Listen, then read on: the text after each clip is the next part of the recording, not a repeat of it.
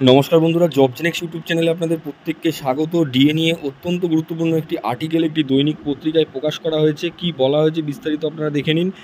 পোয়া 12 রাজ্য সরকারি কর্মীদের ফের বাড়ছে ডিএ, এবার কত শতাংশ?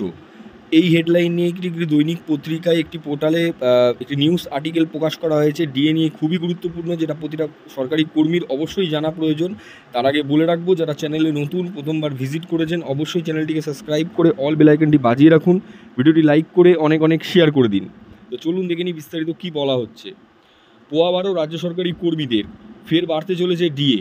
আবারও রাজ্য সরকারি কর্মীদের ডিএ বাড়তে চলেছে, এমনটাই ইঙ্গিত পাওয়া যাচ্ছে বিভিন্ন সূত্র মারফত খবর। ইতিমধ্যেই মুখ্যমন্ত্রী নবান্নে চূড়ান্ত বৈঠক সেরেছেন যে কতটা ডিএ বাড়ানো যেতে পারে। মনে করা হচ্ছে রাজ্য সরকারিদের কর্মীদের ক্ষোভ প্রশমন করতে এই সিদ্ধান্ত। দীর্ঘদিন ধরে সংগ্রামী যৌথ মঞ্চ তাদের লড়াই চালিয়ে যাচ্ছে, তার মধ্যে কেন্দ্র সরকারি কর্মীদের ডিএ বেড়েই চলেছে। প্রথমে 50%, তারপরে এখন 54 থেকে 56% হতে চলেছে কেন্দ্রীয় সরকারি কর্মীদের। সেখানে মাত্র 14% ডিএ পাচ্ছেন রাজ্য সরকারি কর্মীরা। এক্ষেত্রে ধীরে ধীরে সমস্ত রাজ্য সরকারি কর্মীদের ডিএ বাড়ানোর সিদ্ধান্ত নিয়েছেন মুখ্যমন্ত্রী। অলরেডি কেন্দ্র থেকে তারা অনেক টাকাই পেয়ে গেছেন, প্রায় 10,000 কোটি টাকা কেন্দ্র থেকে রাজ্যকে দেওয়া হয়েছে। এতদিন মমতা বন্দ্যোপাধ্যায়ের অজুহাত ছিল এবং অভিযোগ ছিল যে কেন্দ্র টাকা দিচ্ছে না, সেই জন্য তারা ডিএ বাড়াতে পারছে না।